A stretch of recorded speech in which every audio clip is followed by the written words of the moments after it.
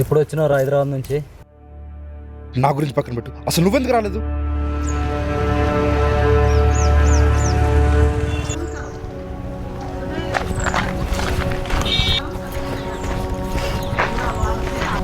రేయ్ ఆగరా, అడిగేది నిన్నే.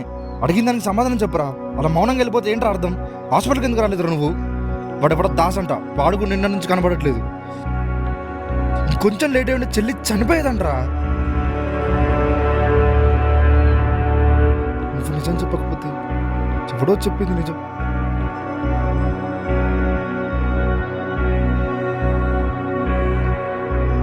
నువ్వు నిజం చెప్పకపోతే ఎవరో చెప్పింది నిజమని నమ్మాల్సి వస్తుంది కదరా.